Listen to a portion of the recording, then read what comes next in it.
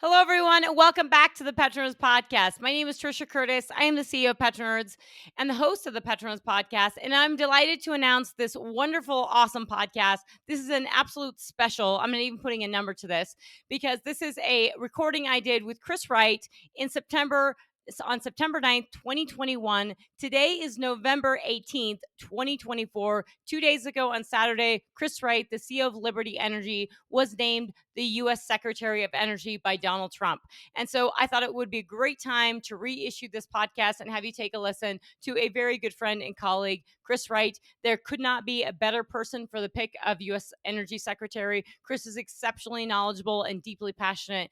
And he cares a great deal. And the one thing I will say that one of the single biggest differences, and I'll talk about this in future podcasts a lot, the forthcoming one that's going to drop, which was my talk in Oklahoma to the Oklahoma petroleum mines. But one of the single biggest differences between the Trump administration and between Chris Wright and the current acting secretary, Secretary Granholm, who just said, last Friday that it would be political malpractice for the Trump administration to roll back all the green policies that she and the Biden administration tried to do. So I think one of the single biggest differences is that Chris Wright understands people and he understands the cost of living to folks and he understands the cost of electricity and how much it's risen in the past few years. So deeply, deeply important. Couldn't be a better guy for the job. And I'm truly honored to just know him. So hope you guys enjoy this podcast and this listen with Chris Wright. Bye, folks. Thank you guys so much for coming. So this is, we're recording this, so this will actually be presented on the PetroNerds podcast. This is the first live podcast I've ever done. Super pumped to be here with Chris Wright. If you've ever listened to me or him, you know that we talk a lot. And we're very similar. So this will be very jam-packed. And I'm expecting this. I'm going to go through a bunch of stuff. We're going to cover the global oil market, and we're going to take this all the way back to a favorite topic, which is fracking and completions and frac sand. And then we're going to open it up to you guys. So I really do hope that you guys get up and get engaged and ask hard questions because we're both here to talk. So I'm going to jump right into it. So I think you've done a couple podcasts today, so you're kind of in the groove. I was warm up for you, Trisha. Warm up for you. That's good. That's really good. Okay, so global oil market right now we have OPEC's producing nearly 27 million barrels per day. And I know all the earnings calls, you guys included. There's talk on the global oil market. There's talk on OPEC. There's talking on producers being stringent, I guess, to a degree in bringing everything back like crazy. But this past month, Saudi Arabia is producing 9.4 million barrels per day. So we're definitely adding barrels back. We're edging up there. And this is all in light of, the Delta variant increases and some concerns on coronavirus and some slowdown globally. Also with that is that we're exporting, and this gets into your ESG report, which is a very unique ESG report in that it's more about energy poverty and more about energy in general and what we're doing with energy as opposed to just talking about environmental, social, and governance, which we will get into as well. So we're exporting 3.3 million barrels a day crude, total crude oil and products we're exporting over 9 million barrels a day, and we're exporting over 1 million barrels a day of propane. And I think those are pretty significant numbers, and we're having a pretty big impact on the global oil and gas market in terms of being able to export that. And to your ESG report, being able to literally put fuel in people's homes that you can just carry in and be game changing. So I'm just going to open it up to you and let you jump in. Yeah, it's tremendous. I think our industry spends way too much time when we defend ourselves saying it's a lot of high paying jobs, it's tax dollars, and it is those things. But way, way bigger is everything in the planet runs on energy. Everything. Can't have the internet, you can't build a windmill, you can't build a Tesla without a bunch of energy and without petrochemicals that come from oil and gas. So the biggest impacts, I think, of the shale revolution by far and away is just changing supply and demand in the global oil markets. We've probably cut the price in oil roughly in half of where it was before the shale revolution got to oil. Roughly the same thing for natural gas, maybe $1.5 trillion a year savings for global energy consumers. So those are the headlines, but you never hear about those. We talk about details, and you mentioned propane, and we can come back to that. That's my favorite of all hydrocarbons, and I love hydrocarbons. But propane is the bridge fuel from dire energy poverty, cooking meals, burning wood, dung, agricultural waste in your hut to having a clean burning cooking fuel and liberating 2 hours every day of the women in the households. So yeah, propane is the road to freedom, the road to prosperity, the road to longer, better lives. So the US went 8 years ago, we were the 8th largest propane exporter in the world. We've grown our exports by more than a factor of 10. And today we export as much as the 2nd, 3rd, 4th, 5th, 6th, 7th largest propane exporters in the world combined. So yes, if we wanted to talk about what's the ESG impact of the oil and gas industry and our US industry and the shale revolution, that's number one on the list.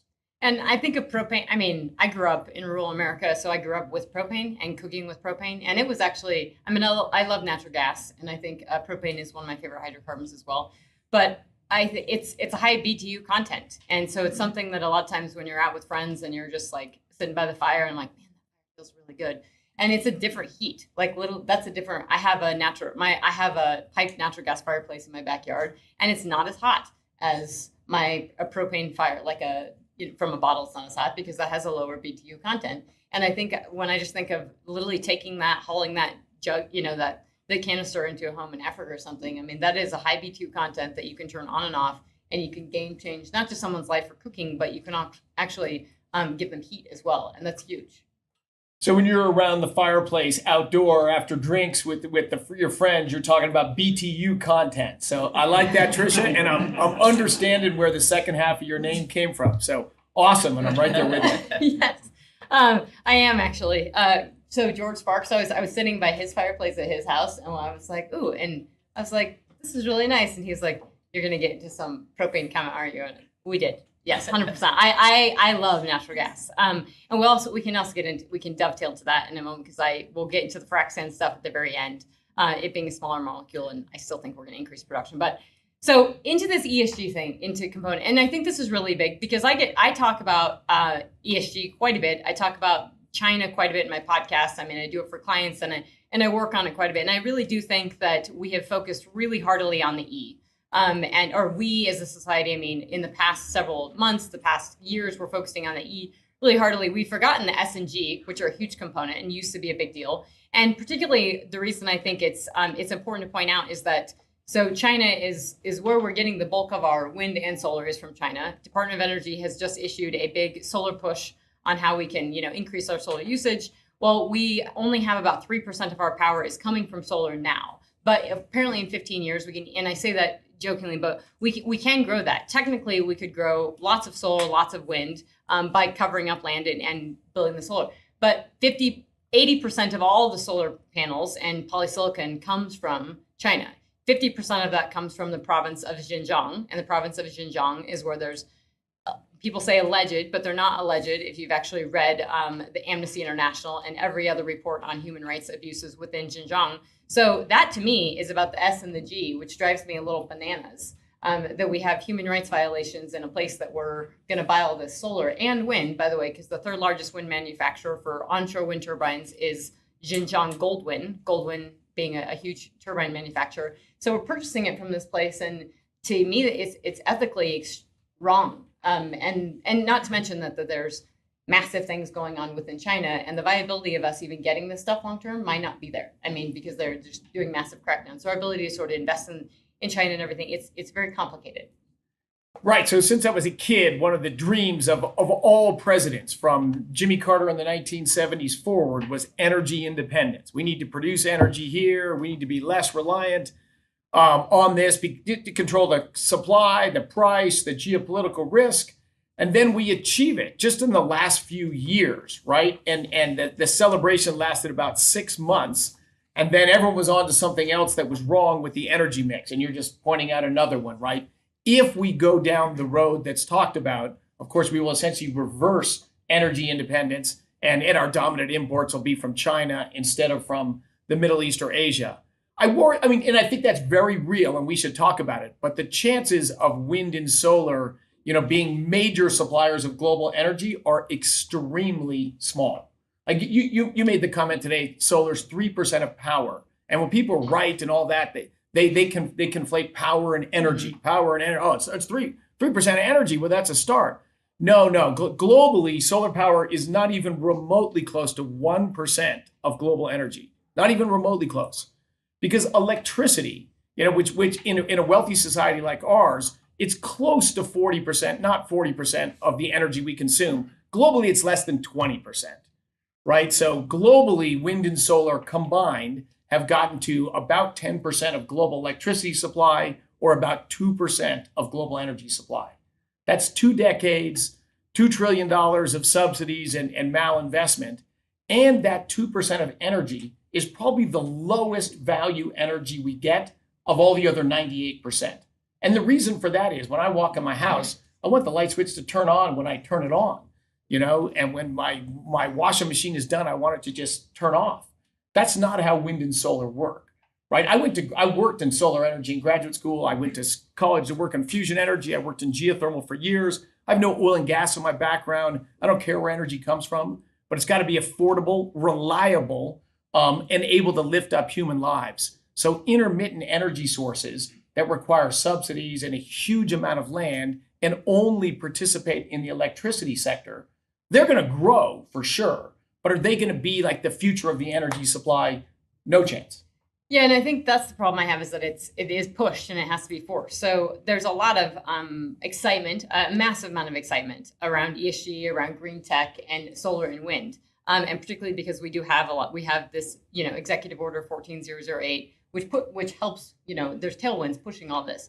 And I can't tell you how many phone conversations I have, how many Zoom calls, how many people I talk with, board members and stuff that are literally that's this is it, and saying, well, how can you go against this? And it's hard because you have to do a massive amount of research to really understand that if you're investing in this, it can break. I mean, I have to think that it's there's lots of issues within China, not just with the human rights stuff, but the fact that you are building on the back of coal. And so the reason I can say for the energy transition, I think breaking down from a solar, not even just a solar and wind standpoint, but is that you will need most of these countries in Asia do need energy. And most of them right now, natural gas is a little expensive, but a lot of them do want to get off. A lot of them do want to get off coal. Indonesia, I think, has actually just had one of their first lawsuits where the people are suing, and they're suing. They talked about it with climate change, but they were actually suing with regards to the environment from the pollution. And so the folks were wanting a cleaner air quality, and that really comes down to the quickest and easiest way I think they're going to do that. Whether they can say they want wind and solar, when they realize how difficult it is to build, it's probably going to come back to natural gas.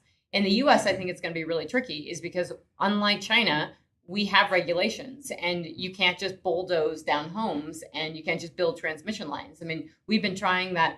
The power, the windmills that we built in Wyoming that we're trying to get power to California, that's been going, 10 years? And they still don't have that done because they haven't been able to do cross-strait transmission lines. So, these executive orders just they're very exciting for the wind and solar industry, but I think the reality behind them is relatively thin.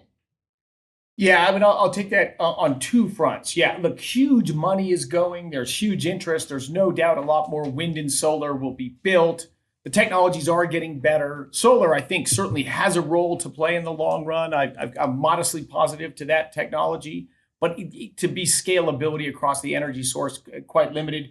Wind is so much lower energy density. It takes so much land, so much steel, so much materials to make a relatively modest amount of intermittent energy source. I think we will see peak wind power, certainly way before we'll see peak oil or peak natural gas production. And the other thing, quick on wind, when people say, oh, well, it's zero carbon. I mean, just a few things about a wind tower. So the wind towers now, they're bigger, so you're higher up and higher winds. But inside every tower of a wind farm, inside the tower is over 100 tons of coal. Right? To make a wind tile, that's iron and carbon. And the carbon that goes into the iron to make steel comes from coal, coking coal. So 100 tons of coal inside of every wind turbine. It takes an enormous amount of additional coal and slowly moving towards natural gas in process heat to get that carbon into the steel. The blades are made out of oil and gas. That's the base material for fiberglass that the blades are made out of. All the metals, all the electronics, how do you mine and produce metals and refine metals and build everything? It's diesel trucks out in a mining thing, natural gas processing. They're shipped across the ocean on boats. They're maintained by people driving around in diesel trucks and all that. So I mean, I could go on, but basically you have no prospect of building a wind tower, maintaining a wind tower, or operating a wind tower without oil and gas. What do you think lubricates the big bearing at the top of a wind tower? And the same thing is true for solar. So, they're not replacements for oil and gas. They're technologies that are enabled by oil and gas. They will grow, but again, they need to be able to grow without subsidies. And that probably doesn't, that's not in the near term. It's not in the near term. I think that if you're listening to different podcasts, certainly there's a podcast called The Energy Transition Show. That one, they would probably disagree with us heartily on here. But I think the reality is, and this is where I struggle with a lot of the policy, and this is purely from a risk standpoint, when I'm advising businesses and stuff on what they're doing, and some people they don't want to hear it, but it's a reality is that there's a lot of risk to this. So if you're investing in green tech, there's a risk from an inflation standpoint. There's a risk from higher interest rates. There's a lot of risk, but there's also risk in that I think politically is that if the goal is CO2 emissions, you're going to increase CO2 emissions when you're already increasing them because the economy is more active, because people are driving more, because I think there must be a curb thing in Denver because all the curbs are being redone. That's all from diesel diesel Caterpillars, running around, and great, it's a new pretty curb. All of this infrastructure is run on the back of hydrocarbons. And so if you have these big infrastructure bills and stuff that go through and they pass and we spend $3.5 trillion, we won't just have inflation, but we're going to have a rise in CO2 emissions. And I think it's going to be hard if, 5, 6, 10 years down from the road, people don't, one, the CO2 emissions haven't declined, and two, the populace doesn't see a change in the weather. What happens what happens to all this stuff and all this legislation, let alone the bill that this stuff costs? And we're talking trillions of dollars. And I think that can bankrupt small countries that are spending all this money. And so it gets really tricky when you have a lot of policies dictating stuff that is actually happening on a day-to-day. And I don't think we've seen that type of sort of regulatory structure, at least not in my lifetime. Where I think the regulatory risk is really, really high and permeating into the market. Yes, to me, what I worry about is the impact on the average person. So malinvestment of trillions of dollars. Ultimately, that's people that are working today. That's going to be their kids. That's going to be a future drag on economic growth. Unfortunately, that's sort of abstract to people. Politicians of all stripes, it's just politically beneficial to spend money today because it's going to be paid off by another generation or two. So that's a bipartisan problem. Just spend the money and do it later. What becomes a more immediate political problem is the cost of energy when someone drives up to the gas station to fill up their car, or when someone pays their utility bill. I think ultimately it's not the data in our ESG report or the data you and I talk about. I think the direction we're running headlong likely stops and ultimately reverses as people just rebel in what's happening with energy costs. And so people tell me, wow, look at the levelized cost of energy, and solar is actually cheaper now than natural gas. And first, the idea of a levelized cost of energy is silly, and even the EIA admits that now, because energy that you don't know when it's going to be during the day when the sun's out, unless the clouds are there or it's wintertime. That's not the same as the energy that, the guys on life support and the machines are running to support them. And when they turn them off, they go off. When they turn them on, those are different quantities, actually. But the thing to look at, instead of going into I do go into those weeds because people want to talk about it. But the best thing to look at is where people have installed a lot of wind or solar or passed energy mandates, what's happened to the energy costs in those states. And of course, there's great data on that, both, in Germany and Denmark and England, California, where I lived for a long time, as we talked about. Everywhere that a lot of money has been in subsidized money has been invested in cheap energy. Everywhere, energy prices have risen significantly. And if you average it across all the states with renewable mandates versus all the states that don't, the difference is dramatic. But I'll just talk briefly about California. I lived there for 19 years. California, this incredibly wealthy state, it was truly the land of opportunity for decades, right? That's where immigrants and people from across this country went out to make their business and make their way. It now, according to the U.S. Census Bureau data, has the highest adjusted poverty rate in the nation. It's 50th out of 50. It's not like it dropped from the top. It has the highest poverty rate of any state in this country. And blue collar jobs in industry have just been exported out of California. If you make energy expensive and less reliable, wealthy people will put in diesel generators and they are selling like hotcakes in California. Everyone who's wealthy's got their own generator because they can't rely on their electricity grid. But of course, blue collar, recent immigrants, people working hard that weren't so lucky, they don't have diesel generators, right? They're paying high electricity prices. They don't live on the coast with the benign Mediterranean climate. They live inland where it's hot. Their cooling bills are dramatically high in the summer. And the blue collar people tend to work in energy intensive industries like manufacturing or agriculture, transportation. And those jobs are just leaving California. So if we want to look at what policies do to human quality of life, the data is just compelling. Well, this is a good segue because I think this brings us a little bit back into the Rockies because we'll come back probably to some of these bigger regulatory things. And I think that none of these policies have actually the environment, people get excited about it, but they don't actually address demand. So when we look at the U.S. is one of the only places where you actually have really good data, right? The EIA shows you really good data on, we have U.S. product supplied, which is demand. And we were at last week, 22 million barrels a day. Like, holy crap. People say, COVID has gotten like, we're never going to drive again and everything. Well, actually, we drove again.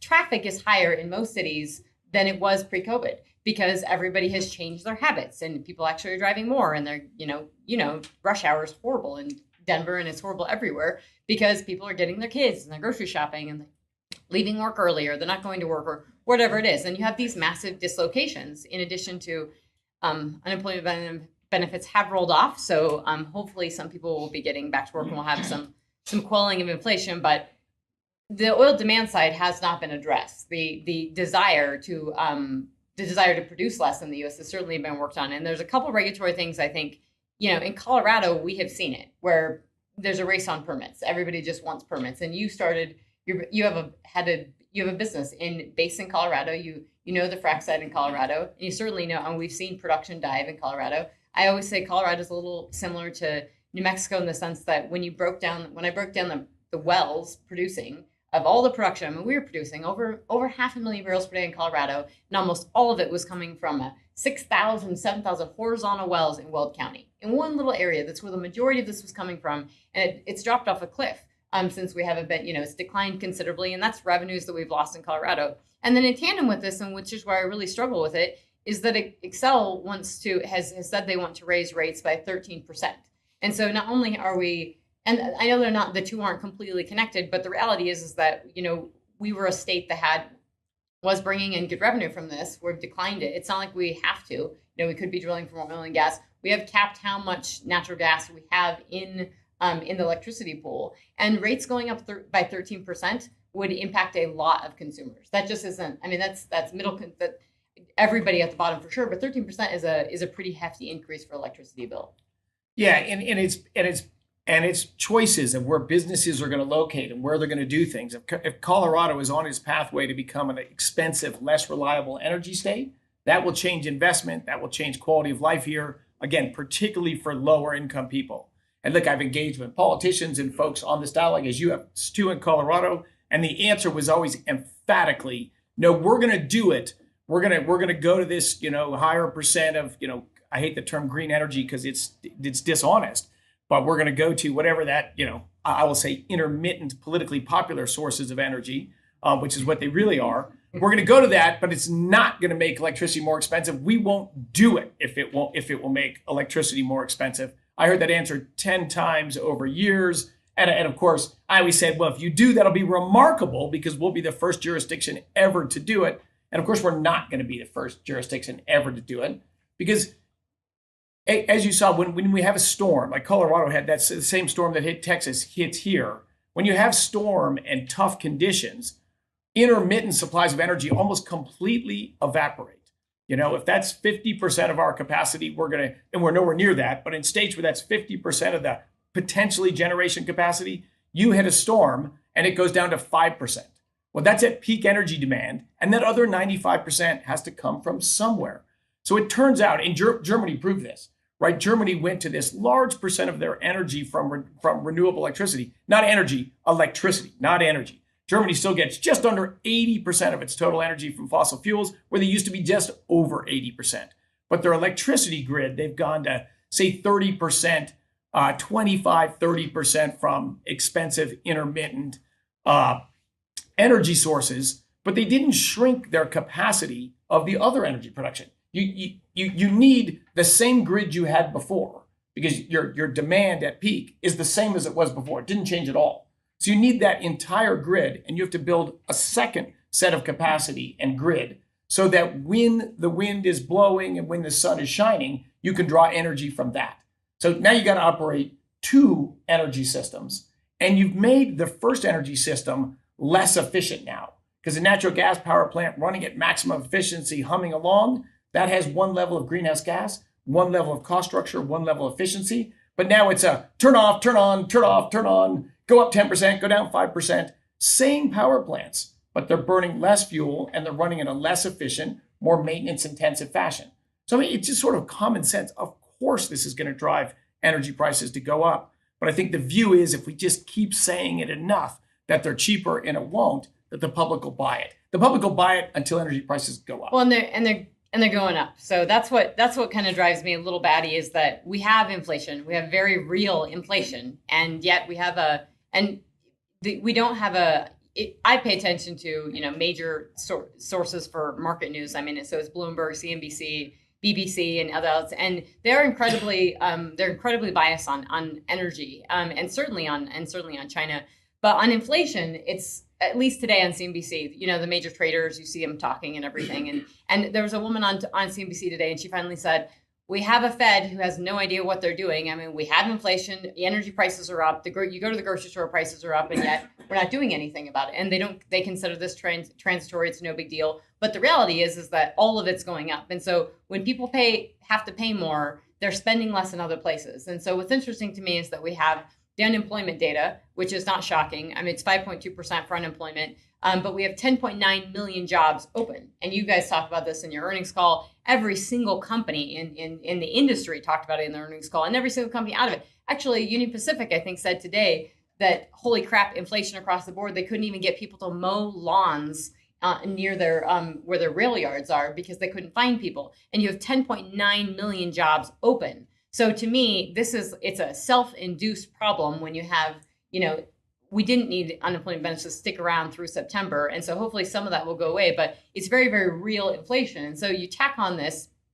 energy piece and you say, okay, that's an addition to it. But my problem is it's not solving anything. So CO2 emissions do not have borders, as far as I understand them. So it's not like we can box off Colorado and we can say, hey, look, we're going to do this fine. And from my knowledge, also, we have a county commissioner in Boulder who has basically said that when CO2 emissions, basically when we get net zero, this is George Sparks was telling me this, so I could be botching this, but when we get to net zero, the weather's going to go back to where it was. Who knows what that reference point is, and the snowmelt will go back. And it's either that person is not telling the truth or they really don't know. And there's a problem to me with both. That they don't know what they're saying, or they're not telling the truth. And the problem I have is that when we push this and everybody is going for this and they're not taking a step back and giving some realistic criticism, which the oil and gas industry does a decent amount of realistic criticism. But in terms of this energy, it's that China has 65% of its of power, and this is what they say, so you can't exactly believe it, but 65% of the power is coming from coal. You can actually go to Carbon Tracker. I mean, this data is public. When people say, well, China's building another coal-fired power plant every week, it's public data. You can go get it. It's on Carbon Tracker. You can actually see all the coal mines in Germany. Germany has a very, several coal mines. They have thousands of people employed by the coal industry. They didn't get rid of those because those jobs are important to them. They also use that coal. About 30% of power in Germany is coming from coal, roughly the same amount of coal power that we get in Denver. So if you have a Tesla, great, but you're plugging it into at least 30% coal in Denver.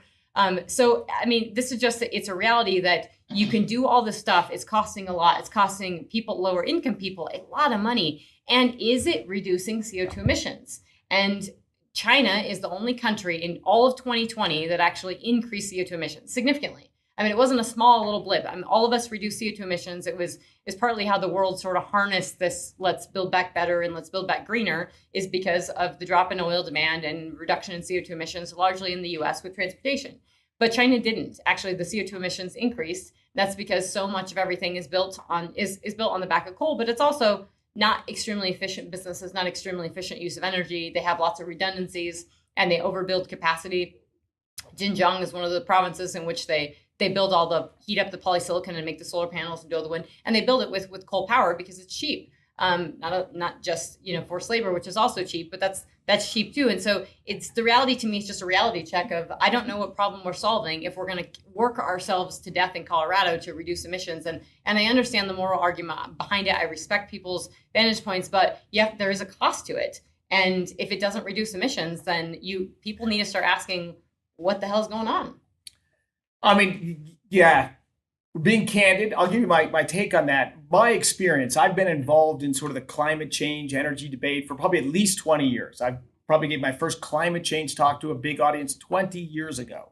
And look, the math, the data, everything is out there. The understanding actually it's progressed in the last 20 years, but not fundamentally. Like we do know more things, we have better measurement data, but fundamentally the understanding is the same. But in 20 years of dialogue, of policy making and all that, one thing is quite clear. It isn't about emissions. It isn't about emissions. Look, there's two ways to really drive down greenhouse gas emissions. It's just simple math, right? You can switch from coal to gas and you can build more nuclear. Both of those move the needle. And in the US, it wasn't a policy thing, and I'm thankful for that. It was just an economic thing that natural gas became cheaper than coal, and particulate matter, SOx, and NOx emissions are lower burning natural gas than coal. So you do get cleaner air, but it was driven dominantly just by economics. So the US, coal went from 20% of our electricity, over 50% of our electricity to less than 25% of our electricity, still almost 50 in Colorado. And natural gas went from very little. In fact, in the 70s, it was illegal to build a natural gas power plant because we're going to run out of natural gas, got to build coal plants. Now we've ramped up natural gas, nearly 40% of US electricity. And because of that huge change in things, United States greenhouse gas emissions on a per person basis are lower than any year since I was born. So we are the all around all-time stars. They're 1990, they were pre-COVID, they were at 1992 levels. So we were the only major country declining. And now with COVID, it dropped down. It dramatically. I'm talking pre-COVID even. Yeah. Without COVID, I'm talking per capita basis, they're the lowest since the late 50s now. Yep. On a gross basis, they're the lowest since the early 90s, almost 30 years ago. So those targets, we've been hitting those targets without all this spending. We were hitting them anyway. And no one's happy, right? Because it's not about emissions. Look, I debated climate change advocates, and they'll pretty quickly admit that they don't actually know that much about climate change. They don't know the numbers, they don't know the data. I debated one time a scientific guy, actually a professor from CSU, and he thought he was coming down to explain that the fact that CO2 absorbs infrared radiation was indeed a fact. I've never met anyone who didn't think that was a fact. He didn't understand that. That's not what the debate's about. It's not, do greenhouse gases absorb infrared? Well, they do.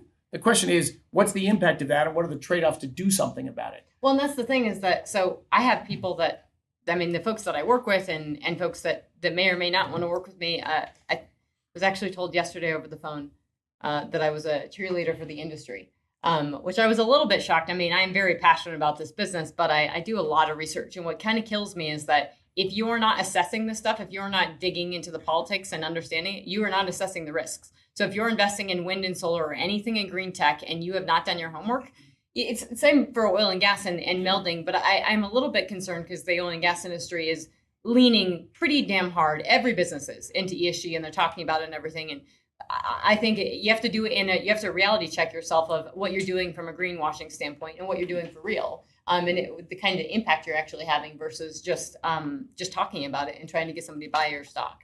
Trish, let me finish this point on greenhouse gas emissions. So look, one of us is a stated nerd, one of us is a lifelong nerd. So definitely two nerds at the front, right? So to me, things that are quantifiable and they're about economic trade-offs, well, they should be about the numbers. You got to wrap them in a nice story and all that. I mean, I get politics, but the numbers should be there at the core. I testified in the Colorado Senate, 2 or 3 years ago. They're passing the greenhouse gas emission bill, and I just did this simple math. If we did everything that hit the bill's targets, which are actually quite unlikely, but if we did, and you run it through the Intergovernmental Panel on Climate Change sort of composite model, it would lower the global temperatures by less than 1/1000th of a degree. Like absolutely orders of magnitude below anything we could measure. Like the economic benefit of that is indistinguishable from zero. But we were going to spend tens of billions of dollars. And so I asked, what's the trade-off? We're going to spend some money, but we're going to get some benefits. Like no one wanted to talk about that. There was just it was like, who is this guy? He's talking about numbers. Like, honestly, I did this. I testified in the House Climate Crisis Committee. If we were able to hit Joe Biden's aggressive goals, and again, basically no chance of it happening, but 50% greenhouse gas reduction by 2030, net zero by 2050, and remain net zero for the rest of the century. I don't know if that's certainly measured in tens of trillions, likely measured in hundreds of trillions. I'm not sure it's physically achievable on that timescale. But that, in the same Intergovernmental Panel on Climate Change model, would reduce the temperature in 2100 by 7/100ths of a degree versus if we just did what we kept on doing. So where's the argument that we should spend $100 trillion? Even 7/100ths is way below the measurement threshold of change in temperature. So if it was about emissions, they would be knowledgeable about emissions. They would look at the most efficient way to lower emissions. Wind and solar do lower emissions somewhat. Electric cars, it's questionable what they do.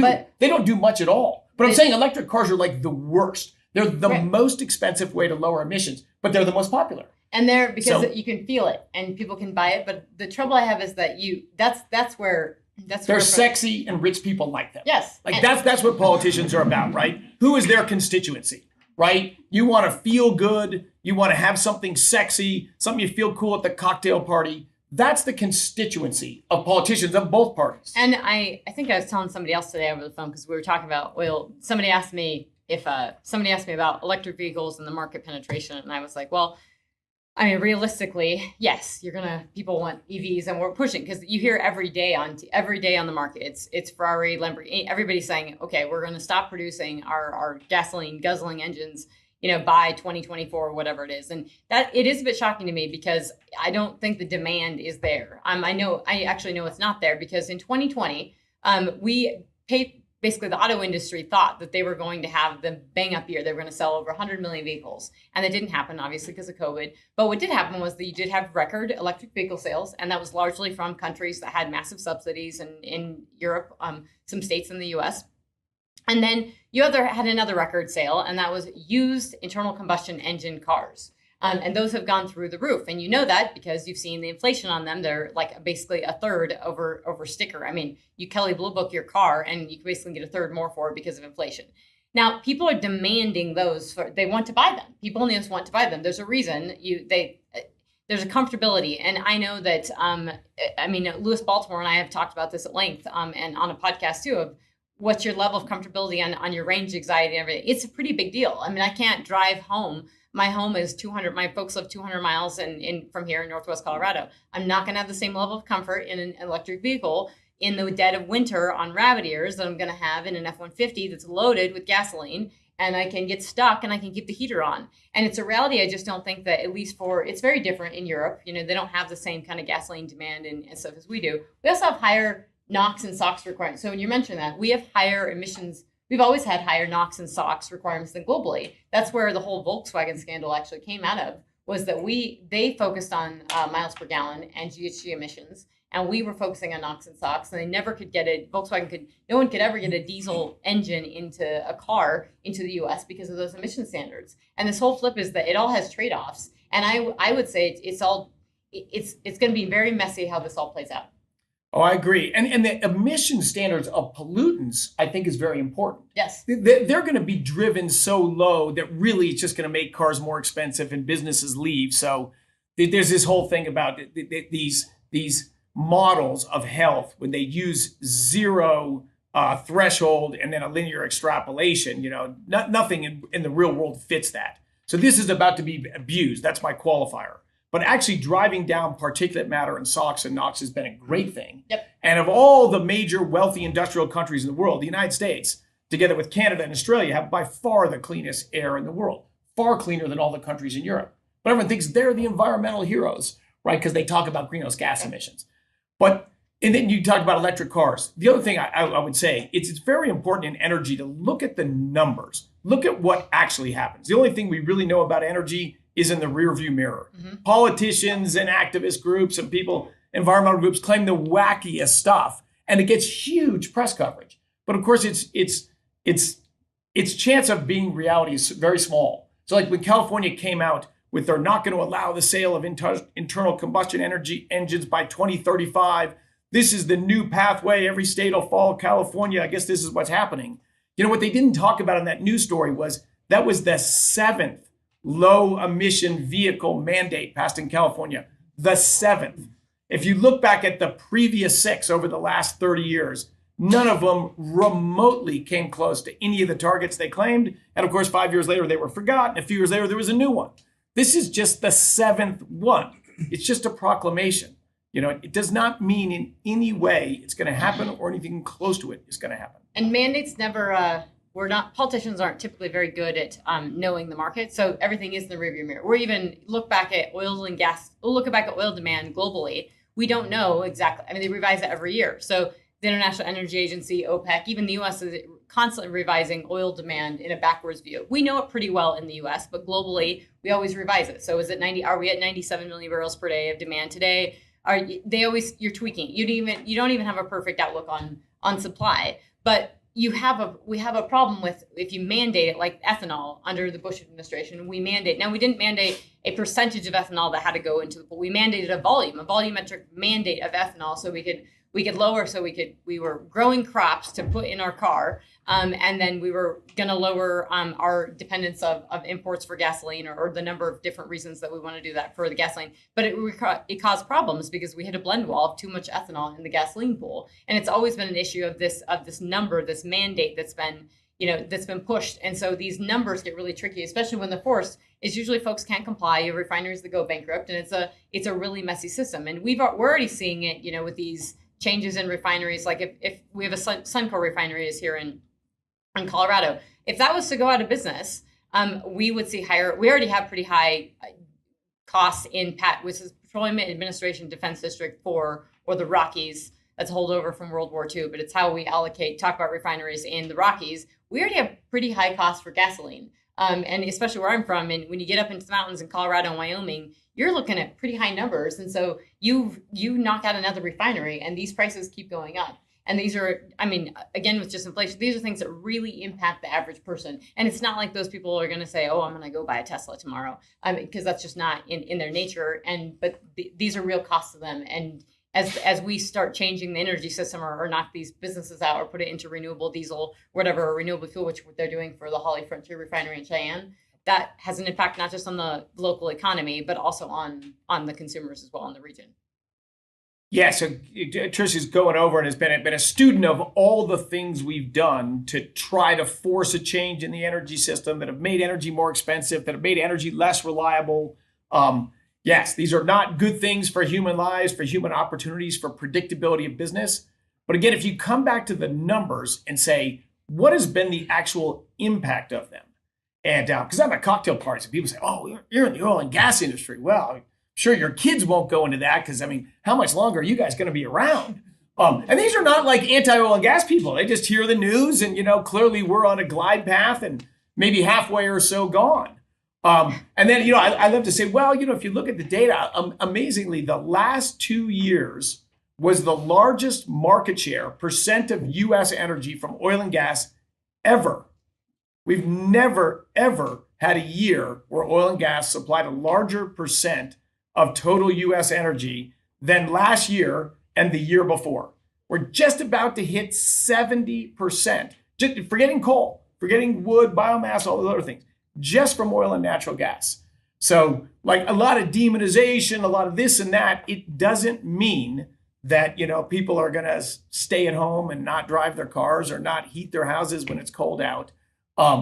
The efforts that have gone on have not meaningfully changed the world energy mix at all. The only thing that's the biggest swing in where the world gets energy over the last 20 years in gross terms, like, well, we spent a shitload of money on wind and solar and we're at 2%. Well, we got 100% pie. So 2% is, it's still the same pie, basically. The biggest move by far has just been natural gas slowly eating into coal's market share. Oil's market share has barely moved. Unfortunately, nuclear is shrinking a little bit and hydro are shrinking a little bit, not because their total energy produced is shrinking, but because they're not allowed to grow. You can't build a new nuclear power plant. That's very Japan's the new, Japan just switched course and said one of the prime ministers that is running for office is saying that he's maybe going to go pro-nuclear. So right, and they're going to speed up the restart of their existing nuclear power plants. Because that went really well last time. Yeah. But in any case, look. So I just say it to, for what actually happens is very slow. And as you said, look, even the plans, that wind and solar are going to be gigantic. There's the announcement I saw in the elevator today. We're going to be 35% solar, and it won't happen. And the reason is to do it right. You've got to build huge transmission lines. Right? Because when there's natural gas or coal, you build the power plant where you want the power, or along a pipeline. And that oil and natural gas, we have a lot of infrastructure. But if you want to build a new solar plant, out in Southeast Colorado, you've got to build transmission lines. You've got to upgrade transmission lines. We've become, when I was young, I backpacked around Europe, and I thought, wow, it's very pretty and it's a nice place to visit, but it's hard to do something in Europe. To start a business, to build something, to disturb something. That same thing has come to the US. It's very easy to stop something. It's very hard to do something. And that as well is going to freeze in place and make change very slow of any sizable physical infrastructure in this country. I mostly lament this, but of course it is a damning break on sort of the Green New Deal and those dreams. And let me give one example because well, I got to say two things. One, we talked about weather, and they get the emissions down to zero. Weather will go back to its normal. And you mentioned Colorado snow. Well, Colorado snowpack, there's 85 years of data from 1936. And if you fit a line through it, it is flat, absolutely flat. You can pick a cherry-picked year and show a downward trend. Heck, I can pick a cherry-picked year and show an upward trend. But total snowpack in Colorado in our 85 years actually hasn't changed at all.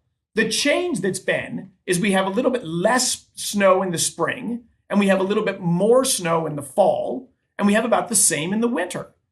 And think of the skiers, right? Everybody wants to start skiing at Thanksgiving and Christmas. Well, there's no snow then. And then spring break, you're often near peak snowpack, but no one wants to ski anymore. It's time to go play golf. So we've actually had a slightly enhanced skiing snowfall. And you can't go a day without hearing the tears about the destruction of the Colorado snowfall. I wish there was more snow too. I'm a powder skier, but like the data tells a different story. And the other one I was going to tell was fires, right? We ended up I put this in our ESG report, was going over wildfires, right? That's just a major thing in the news now. It's climate change. We're going to get so many emails in this podcast. The short answer, it is not. And first read the summary in Bettering Human Lives report. And I reference a few other on Forest Service report on that. There's all sorts of good stuff out there on forest fires. But let's talk about what it will take to reduce forest fires is just to go back to the forest management we did started in the 40s and the 50s and the 60s and 70s until we stopped. But in Bozeman, Montana, we spent a lot of time in Montana. They passed it's great forest fire risk around that city. So they, through a huge process in 2007, they passed a plan to go out and do some fire control and some forest management to reduce the fire risk around there. Yahoo, I'm all for it. 2007, 14 years later, not one tree has been cut. It's been in litigation from environmental groups and all this. I was on an infrastructure panel here in Colorado. We had agreement of everyone on the call. If we get infrastructure funds from a federal infrastructure bill, we should work on the Colorado fire mitigation bill. It's, cut forests away from power lines and thin trees and clear out deadfall. It's sort of common sense stuff that we did 50 years ago, but we can't do now. Even when you get political agreement, even when you pass something, it's incredibly hard to actually do it. Yeah, and that's where I think that the reality check is, so you can do it in China. So you can build transmission lines. And so if you see all the images that I was trying to figure out who was running the wind, industry and everything. And I was coming with that third largest wind manufacturer. There's two in Europe. but the third largest wind turbine manufacturer is in Xinjiang in China, called Xinjiang Goldwind. And they had a nice image on Bloomberg, and it was just all these, wind turbines and all these solar panels, and they're all just dotted along the whole. You're like, the whole landscape is this image, and I thought, no one's living there. I mean, that land is that's what it's being used for, and you can just go do that. You also have a massive number of hydropower within China, and hydropower is also the same thing. You change the ecosystem when you do hydropower, especially in China, because they literally pull people from their homes. They're just completely outrooted from their homes, move them somewhere else. Sometimes they move them to Xinjiang to work in factories. Sometimes they move them into the cities, but they'll uproot these homes, and then you're changing the water structure from where it's going. And you often create droughts, which they already have. Lots of places already have a problem with because they're damming up this water. So massive changes to the ecosystem. Hydropower sounds really great, but you're changing something, and it's not that all these don't. Certain places that wind works. I mean, certain places solar can work, but they all come with a cost, and you do have to mine this stuff out of the ground. I mean, when you're making, and I know people rip on the hydrocarbon community, because often, they say, well, gosh, these people just hate they hate wind and solar. And it's not that, it's just a reality of that you do have to mine that cobalt to make that battery. And you do mine a lot of that cobalt in the Congo, and you do mine a lot of those with children. And, we have in the US, we have largely moved away from a lot of that stuff, thank God. And hopefully that doesn't continue. When it happens, we can usually address it. You can't address it when your value chain is in places like Latin America and Africa, and then the processing. And the problem I have is the processing for almost all of this. We're talking 80% of the processing for batteries, for windmills, for solar is all in China. And that's because it's dirty. And actually, I'm going to get to this fracs in a second, but same reason why we used to frac with ceramics. A lot of people didn't make ceramics in the US. They made them in China because it was relatively dirty, and you don't have the environmental standards. So I struggled because China is cited all the time, and China's going net zero by 2060, and China's doing this, and they're cited and saying, and they're they're eating our lunch. We're constantly being told they're eating our lunch in battery tech and wind and solar. The battery tech's not that good. There's a reason why Tesla's over there. And eating our lunch is, what does that actually mean? They're building wind and solar, and they're selling it to us. So they're contributing to the emissions on a huge, huge scale, and then they're selling the solution to the problems that they're creating to the rest of the world. And it looks pretty nefarious to me. And if you get digger into the weeds, it's more nefarious than that. It's worse, but it's a messy, messy problem, and it all creates CO2 emissions. So back to your point of it not really being about CO2, it sure as hell doesn't feel like it is. No, I mean, the decisions wouldn't support that. I'll wrap up on two things you said. One was everything has trade-offs. That's why it's stupid. There's no clean energy and there's no dirty energy. Nothing comes for free. If you want a Starbucks next door, all the neighbors that are around when they're building the house, they're going to hate the Starbucks going in. When it goes in, they're going to like it. But everything, oil, gas, coal, nuclear, wind, solar, they all have impacts, and then they all deliver some benefits. It's all about trade-offs. There's no perfect energy. There's no, to me, I don't mind the technology of solar and wind. As I say, I think solar's got some prospects. To me, I just don't want energy to get more expensive and less reliable. I don't. Whichever technology drives it away from that, whichever technology goes that way, but I don't care about the technologies. And when I talk about our industry and global policy, I don't talk as much about wind and solar because they don't matter that much. They're politically popular and all that, but they're not going to wildly change the energy mix. So although I have said some very critical things about them today, it's not I'm worried about what they're going to do to oil and gas or whatever. I'm not worried about that at all. They're not meaningful players there. I will also say, this may get angry retorts as well. I'm a passionate free trader. The world got wealthier, and we got into a modern world because of both bottom-up social organization and free exchange of ideas and free exchange of goods and competitive advantage. So we move jobs to low-income countries, and that's where mining is or whatever. I cheer it. Are they going to have the same labor standards as we have here? Absolutely not. But China may be an exception. But in most places, no one's going to work at gunpoint. They're going to work at that job because it's better than the other choices they had. And I'm all about choices. So that global trade and the spreading is very unpopular now. Everyone hates it. I love it. And the fact that China lifted hundreds of millions of people out of abject poverty and got them into the middle class and longer life expectancy and genetically growing taller because they're not starving anymore. And I'm not saying you're against me here. But I'm just saying, in general, free trade and spreading out where things come from, I think that's fantastic. China is definitely militarily and intellectual properties and how they treat their own citizens. China is for sure a concern because, in my view on China has changed. Most countries in the past, as they've risen up and as countries get wealthier and people get taken care of their basic necessities, they start to care about political freedom and rights. You get better rights for women, you get better education. Things tend to drift in a positive direction as societies get wealthier. And China, the last 10 years, has continued to get wealthier, but has actually drifted the opposite way. The authoritarians, even in a wealthy country, have power. Not beyond sort of I mean, I want to loop this back to frac because hang in with us for just a little bit longer because I want to loop back to frac. But I do think it's probably next to energy, China might be the most misunderstood thing in the market right now.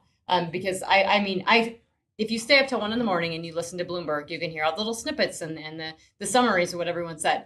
I think it was 2 nights ago, there were all these summaries and it was, everyone was European, and no offense to the Europeans, but it was a British accent, or European accent from the Financial Times. And I've been read through the Financial Times or read through their take on the recent China crackdown. It's quite positive. It almost has a tone of, okay, well, if children don't spend too much time video gaming, that's good, right? And you have to start asking yourself, and just to summarize, and what's happened within China is they've put some legal, they went after Didi, which is a big ride-hailing app, for legal issues. They basically have told, they went after at-home tutoring, so they had a big at-home tutoring business, after-school tutoring, and they cracked down on it and said there can be no foreign investment in it and that you can't make a profit. And folks said, okay, well, that's just about this. They don't want these companies to make too much money and they want to bring the wealth back to the people. And yeah, if you haven't really, if that's all you looked at with China, it's a lot bigger than that. Over the past 10 years, and people are really conflicted on China because they've sort of been duped to a large degree on it's a big country, it's prosperous, it was opening up, and then until it wasn't opening up. They came in, we had the World Trade Organization, this was 2001, we even, one of the biggest I'm getting this wrong. Redesertification programs in one of the best ones done in the world is the Loess Plateau in China. It actually worked. They basically went in. They used locals. They studied it. They worked with locals. They worked with various nonprofit organizations and non-governmental organizations, and it's actually worked. And so it gave people a sense that China was opening and they were doing stuff. And oh my goodness, if you read 20 books, all you're going to hear about is look at all the protests that happen. So if a protest happens, they think this is people that they can vote and they can do this stuff. They don't. There's no voting. And so I think the recent crackdown is a really interesting thing because it's still being interpreted by the market of, well, it just can't be that bad. And the problem is, I think people really think that just because the China market is so big and we all want to invest in it, and everybody wants to make money. And, the province of Guangdong, it's bigger than most states in the US. So the size of the prize is huge. And the reality is that, and I don't agree with George Soros on a lot of things, but he's been telling people, hey, this crackdown is you're going to end up losing a lot of money. And I think he's probably right, is that, if you're investing in China now and you think it's going to be okay, you're probably not. And the only reason I bring that back is that we tend to, especially in a political sense, we tend to liken ourselves or compare and everything. And this is the first time not the first time in history, but this is the first time where we've had a growing economic power that people say is going to take over the US, but it's a communist country. And it's, that's not politically nice to say, that it's very much a communist country. And there's just a lot that goes with that makes things really, really messy. And I say that from a nerdy international political economy background, that it makes things really messy. But I want to pivot, if you don't mind. Glad you got the nerd word in there too. Yeah, I know. Got to get the nerd word. He says a lifelong.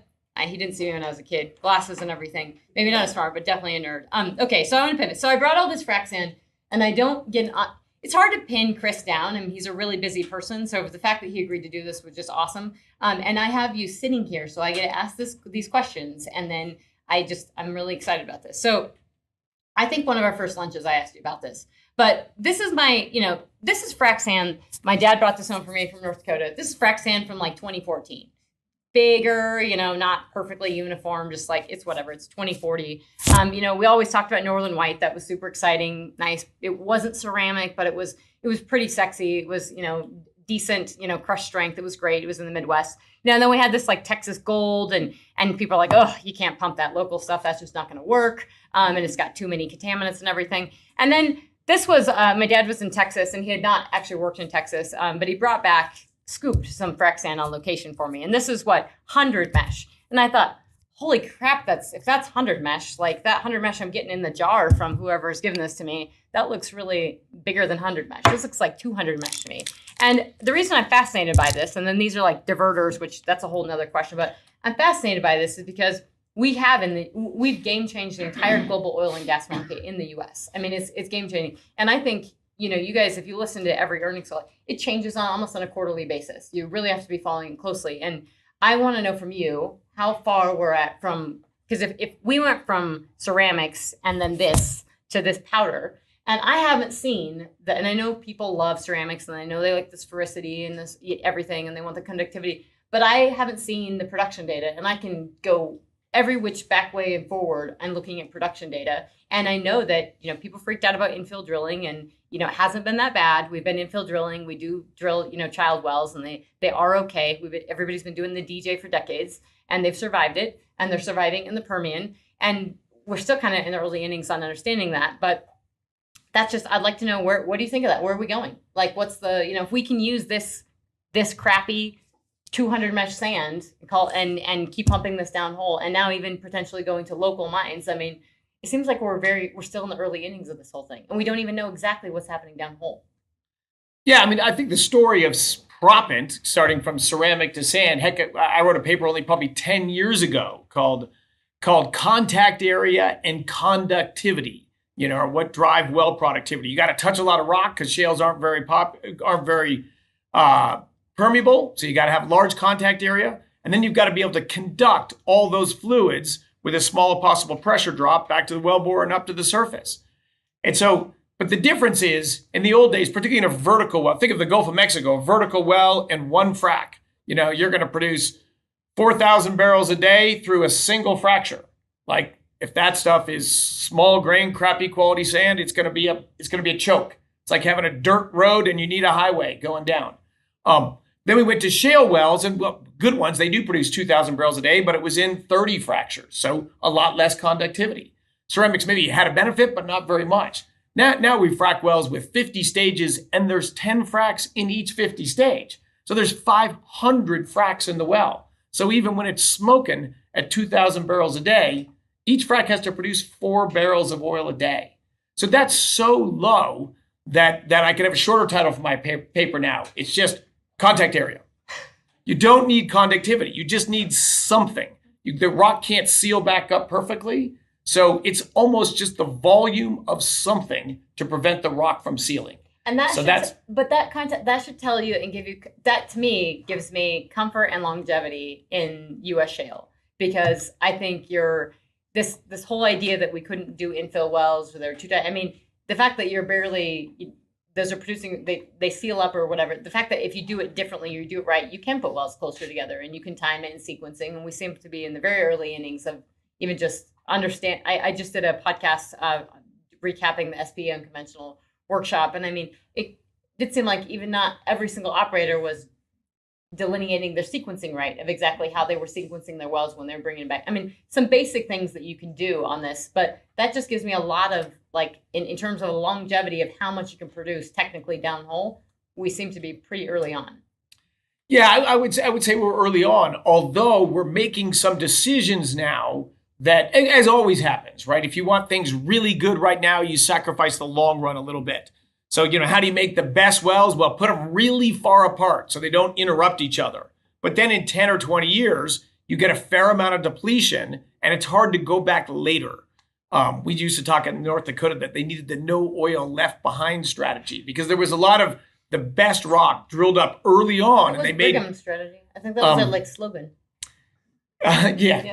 Well, pre-Brigham, there was just, there was a lot of completion and development effort that was great in the short run, but was inefficient in how much is ultimately going to come out. Now, people will go back to those fields. They won't drill infill 30-stage frac wells. They might be flooding with methane or CO2 or ethane or some kind of, there'll be secondary recovery, things will come. But yeah, well, is the U.S. oil production going to go on for a long time? That's the question. Absolutely. Absolutely.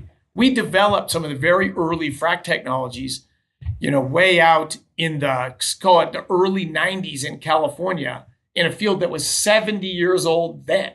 Now it's over 100 years old. Yeah. So yes, our industry, with what we're doing now, you could say, oh, wow, there's 10 years or 12 years of locations. It's different here and there. Well, that's what we're doing now. Yeah. We're not going to keep doing the same thing. That's the story of our industry, to keep reinventing ourselves. The demand for oil and gas will be around for centuries. And in fact, for just 15% of oil is not used for energy. It's used for plastics, for materials that are just essential to the modern world, even if energy fell from the sky for free. So our industry is long-term, like forever. The question's going to be, where is it coming from? How do the production technologies change? What are the resources we're tapping change? And are you, if you would say one simple, and only reason I asked this is because there was an answer that came from this SBU and convention workshop, and it's something I asked you in your investor day, and I won't push you in case you want to dodge the question again. But what is and you probably know what it's going to be. But what's sort of the I guess on the horizon now? What's the biggest game changing thing happening right now in the business on frac? And you talked at length probably over the course of a year about the massive efficiency gains that you guys have made, that the industry on the frac side has gained. I mean, huge for the industry, huge for the longevity, especially for the upstream producers to really get the balance sheet order, and the strides you guys have made on efficiencies is just massive. And how many fracs you can do per day. So that's kind of what I'm alluding to. So regardless of how you're going to answer, I'm still going to ask about simul-fracs. What was it about? What's the next game-changing thing, or simul-frac? Which is the question? Both. It's both. Okay. Yes. Well, yeah. I'll come back to simul-frac. I will dodge what is the next big game changer thing again, because if I knew the answer to that, and I might, but if I knew if I knew, I definitely wouldn't say it. And if I didn't know, I wouldn't say it. Right. So don't read anything into the fact. If this was a private company, he might tell me. But of course there's going to be changes in fluid chemistry and frac designs and well spacing, in logistics of how to operate and run things better and smoother. That improvement train will keep going on. What I think might be the biggest game changing thing in our industry in the next 10 years is going to be the dialogue.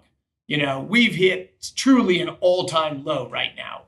We have a whole generation of people that just have no idea where energy comes from, just crazy beliefs. I mean, not that anyone's ever been sober on energy, but it's so outrageous right now. I will go out on a limb and say the next big change is 10 or 20 years from now, it will be more sober. How much more sober, I don't know, but we're near a bottom. We're near a bottom on that. And again, my prediction there is that just, we've been in this age of abundance. We got too much. We're polluting the planet. In the next 5 or 10 years, people are going to feel price pressure creeps. They're going to feel energy shortages. They're going to feel energy concerns. And sobriety is going to return. The pendulum will swing towards sobriety. I think that's the big change if we sit here 10 years from now about what people view for the energy Way issue. to bring it back to the macro without dodging the micro. That's impressive. I think so. I'm going to bring it back to the micro just for a second. We'll close with that. So I actually think it'll happen sooner. Inflation's already happening. We're feeling it right. We're feeling it right now.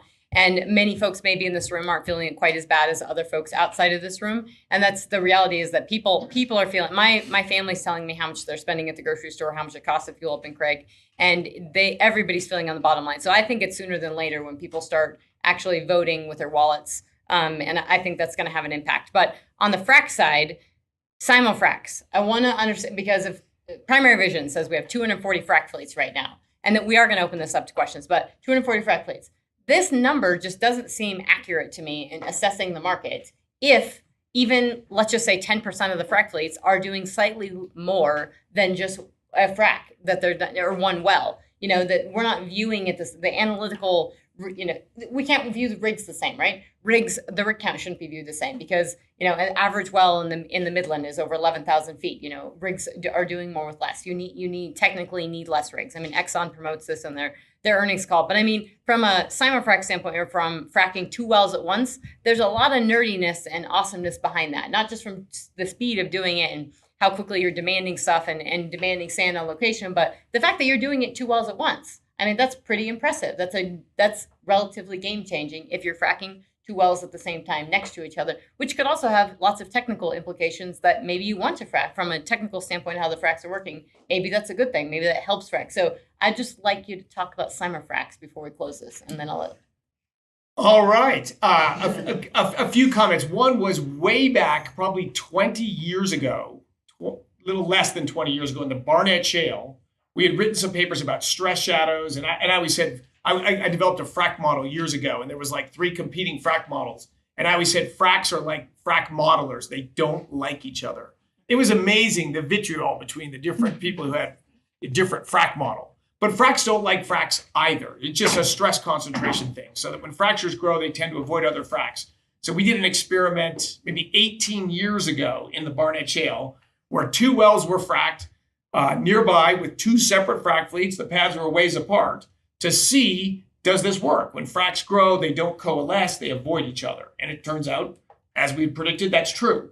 And so the first simul-frac may have been almost 20 years ago. The first sort of modern day shale frac revolution may have been by Liberty about 30 miles north of here, but we did what we would call simul-frac, which is we fracked 2 wells at once with 1 frac fleet, 1 set of iron, 1 control system, and then just counting on perf wellbore, perf pressure drop, and stress resistance in the rocks to cause diversion roughly equal. That was an efficiency game changer. And I think that would have grown, but as simul-frac, as it's called today, has gone forward, it's in a very weak frac market, right? So there's a bunch of hardware around. Everybody's worried about going out of business. Everybody wants, their trucks to be pumped. So simul-frac today is really 2 frac fleets fracking on the same pad. So I would call that less novel, but there's a lot of extra equipment. You definitely have extra horsepower, and even other folks have said so. That's what I wanted to hear. It's 2 frac fleets. So to your point, if the frac fleet count today is 240, yes, it's really 264 because 10% of those are 2 frac fleets on the same location. And so that's happening. And the question is the economic model for that.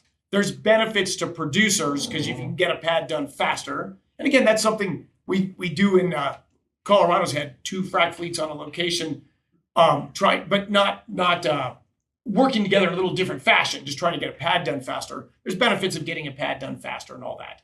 But in any case, it's sobriety, so that's real, that's happening. But yes, count a simul-frac fleet as 2 because it's 2. Okay, that's fair. So you can frac 2 wells at once, and you can do it with crappy sand.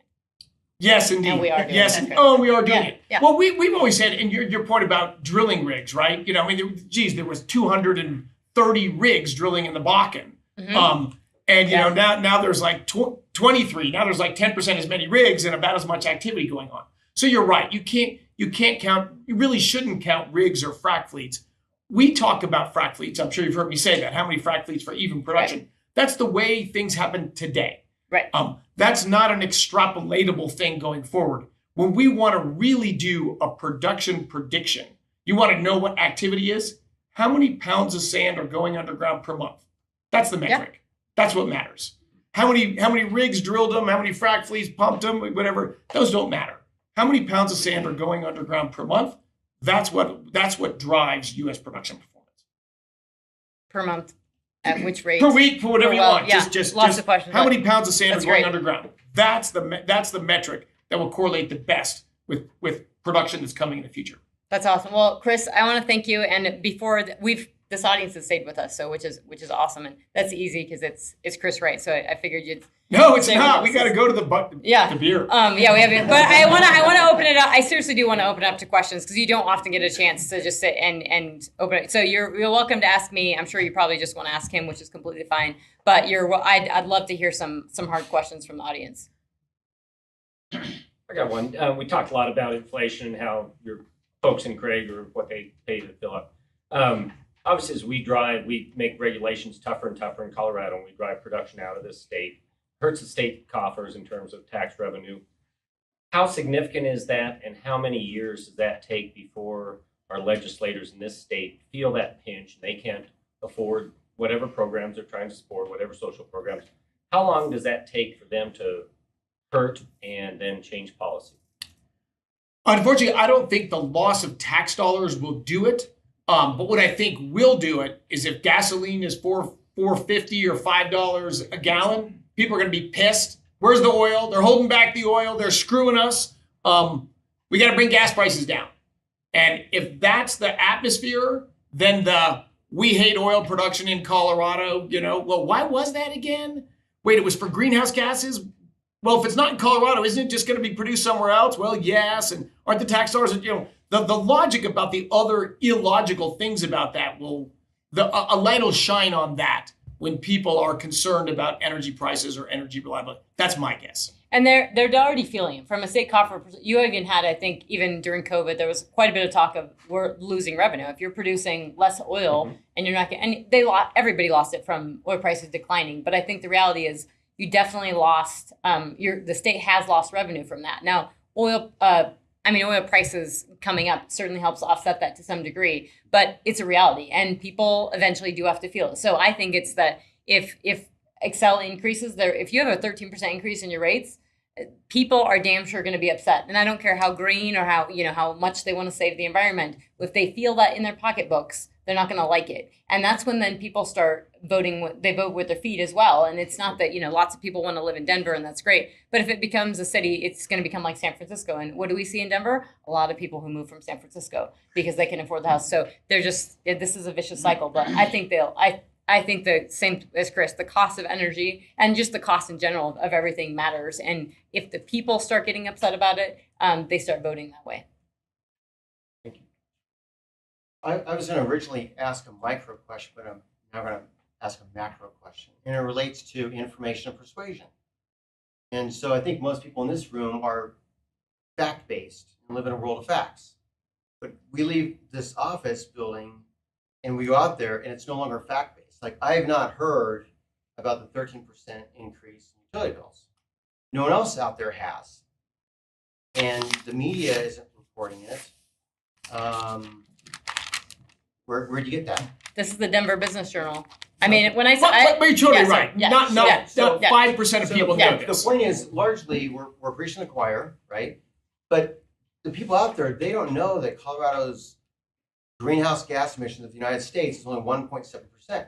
If they knew that, and even the Denver City Council or the legislature knew that, they wouldn't have the gumption to do a lot of the things that they're doing to restructure society in Colorado. Yes, they would, because it's not about the emissions.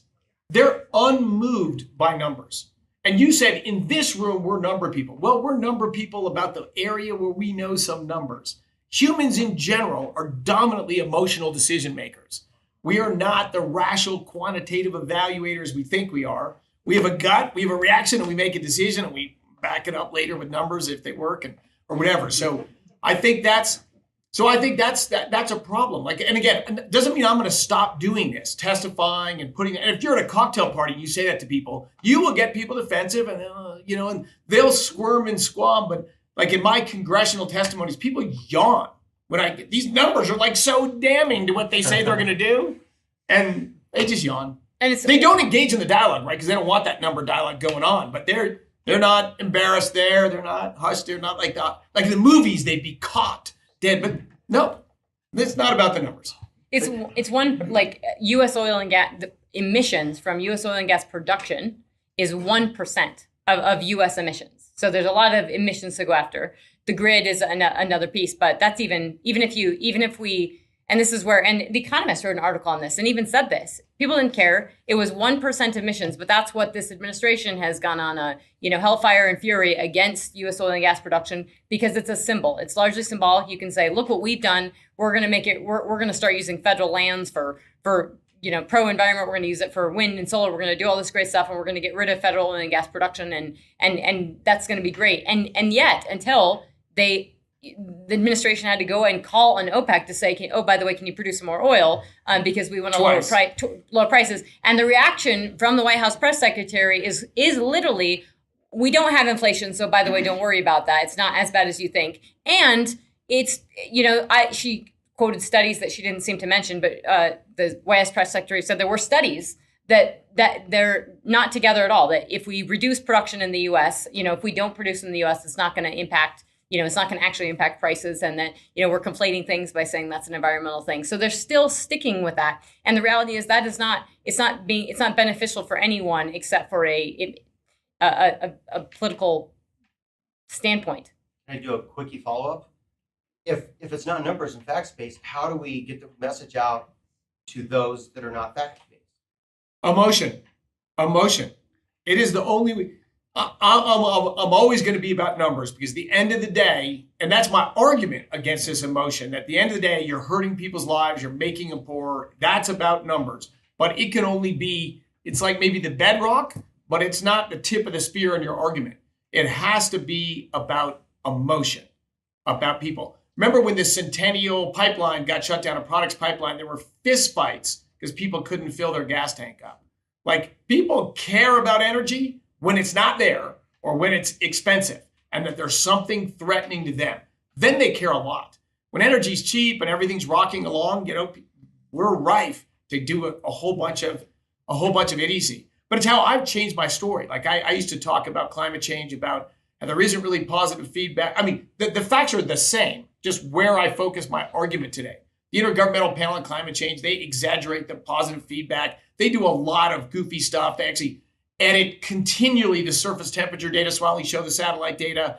But those are in the weeds. The impoverishment of people and the impoverishment of a specific person, that becomes emotional.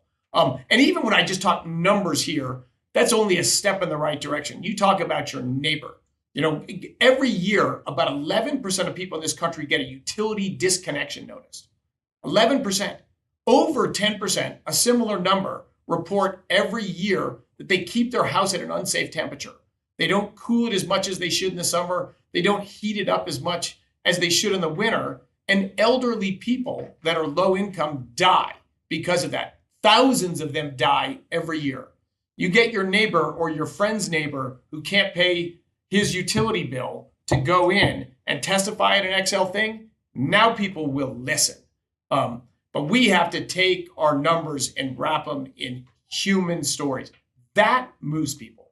And that's actually in some of the executive orders I do believe point out of changing people's behavior of to reduce your thermostat, to use less and things. So it's something that's it's already happening. And I would say you won't change people's minds. The numbers won't change it. They're gonna get it when they see the bill, and that's how they change their minds. And being extremely passionate and invigorating. So the EIA did a report, of how we're going to get to net zero by 2050 or whatever, sort of this fanciful report about all this, stuff that's going to be built. IEA, yes. BP did one too, but in them they project a 25% decrease in per capita energy consumption by 2050, and like a 17% decrease in per capita energy company in poor countries. Like, just think about that. Right? People that are burning wood and dung in their huts and want to have a propane stove, they want to get off their feet, ride on a bus or a motor scooter. And most of the poor people live near the equator, right?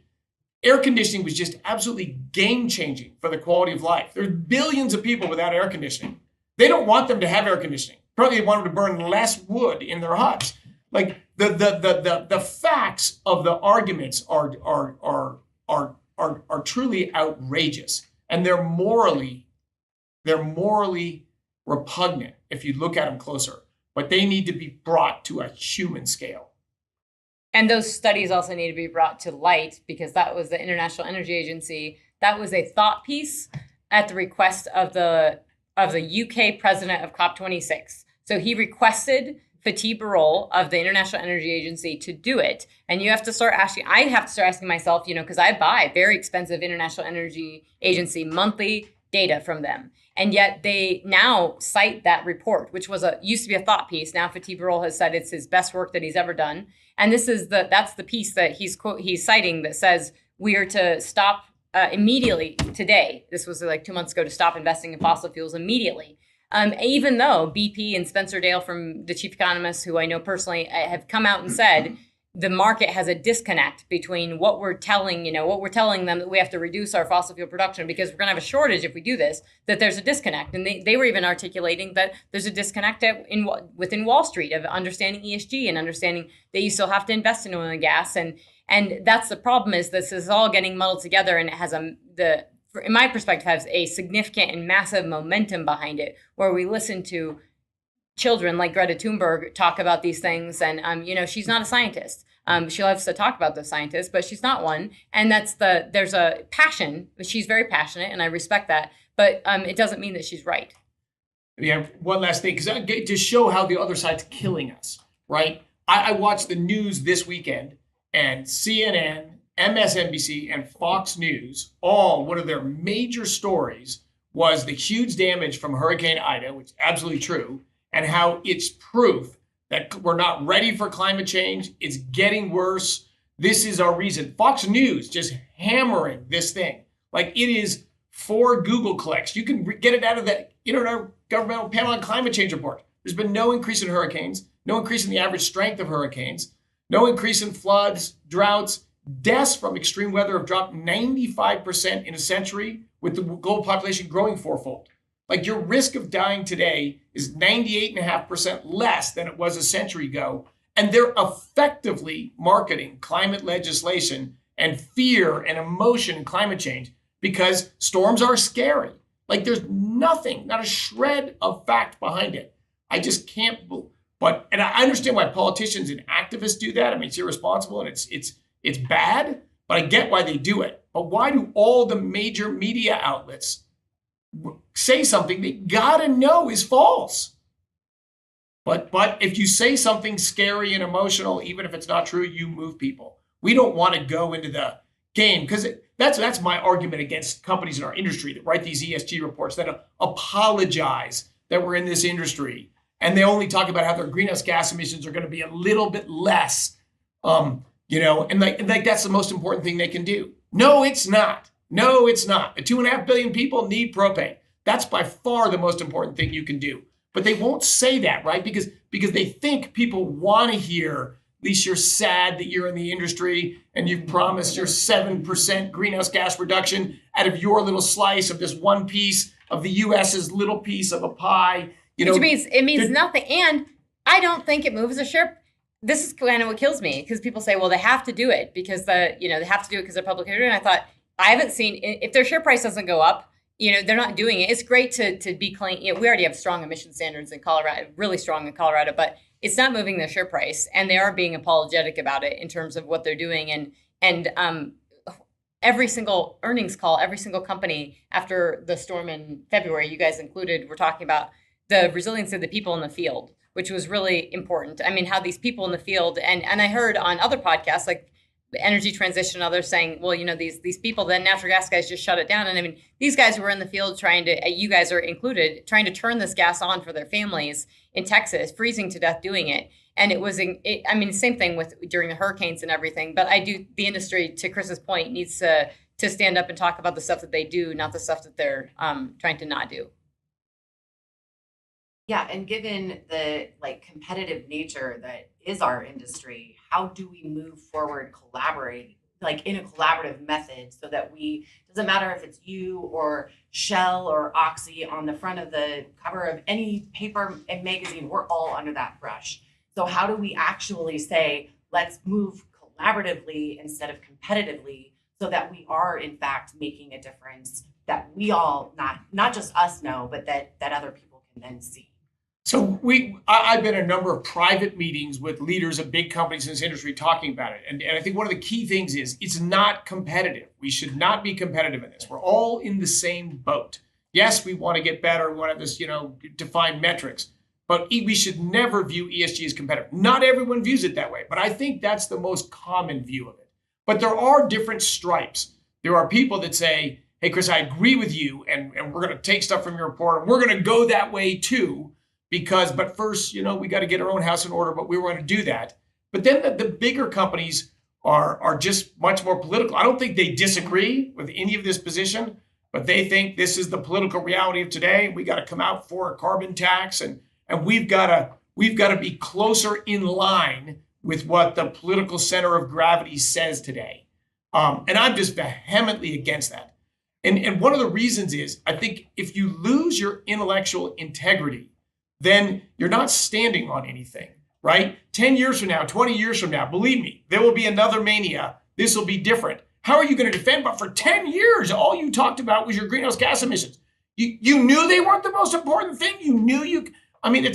if you're doing something because you think that's what everyone wants, well, someone's going to want something different 5 years from now. That's not a good grounding to stand on. And you should stand on what you truly believe is important, what truly matters, and defend it, whether it's popular or not. I'm just curious, is there a risk then that there's going to be more companies that act like Shell? Because, I mean, there is the thing, yes, maybe the don't believe it. Offer.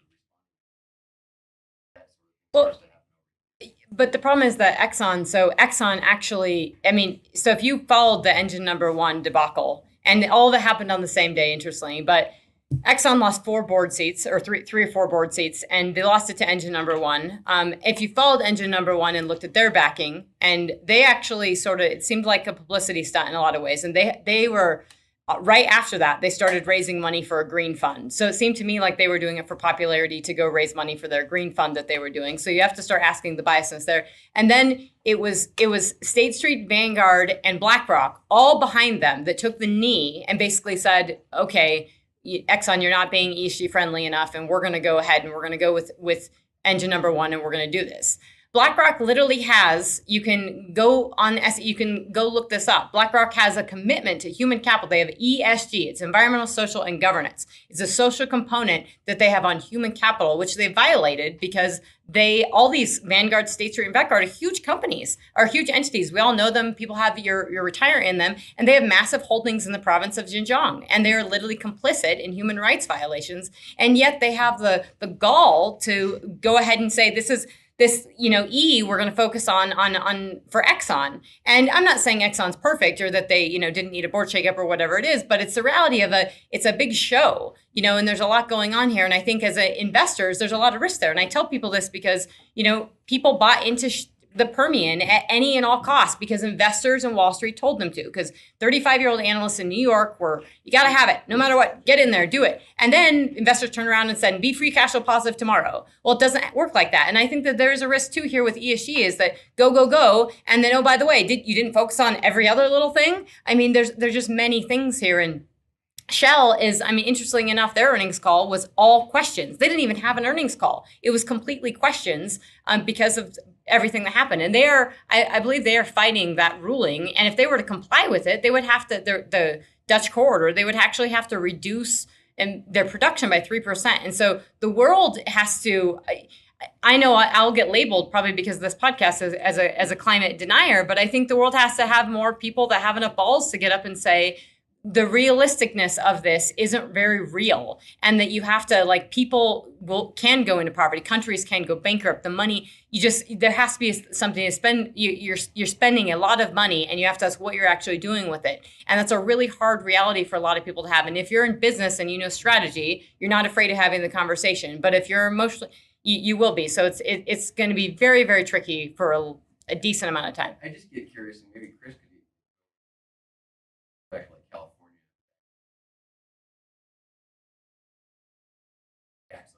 Prices could go. Could that happen to oil and gas firms as well? Because you only try to equate politicians control the top down, but they don't. Oh, for sure, bad things will happen. There'll be class action lawsuits against companies that'll be forced to pay ridiculous settlements and go bankrupt. There's a building momentum for that.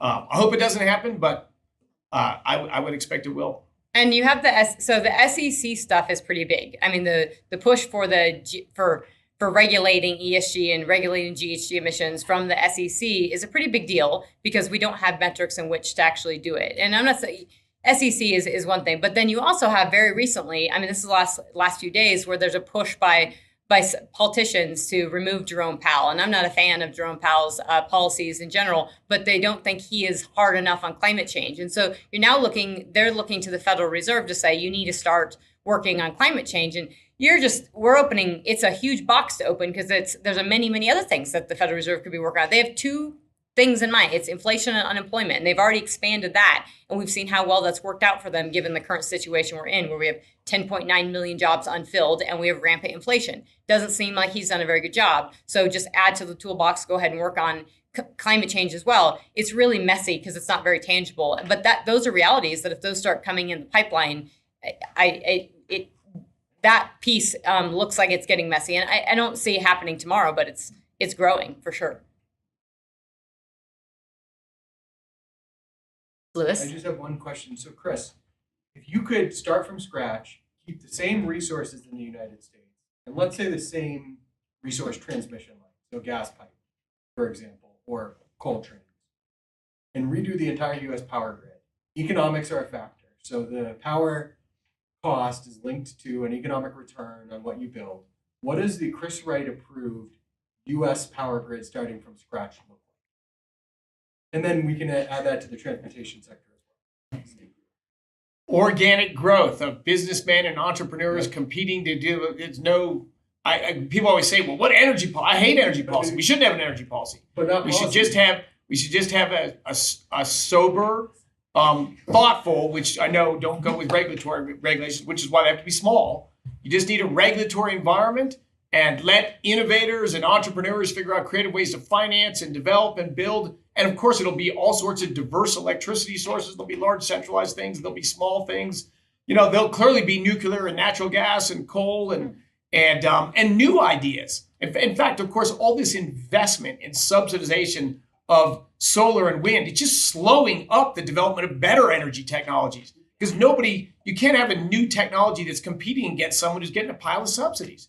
We're slowing innovation, slowing progress, distorting a marketplace. So none of what we're doing today, but it would not be designed by Chris Wright. I think we're close. Yeah. Not to be a stickler for time, but Yeah, please. Bar wine. Thanks everyone for coming. Appreciate Thank you. it. Appreciate it. Thank you, Chris. thank you, Liberty, for my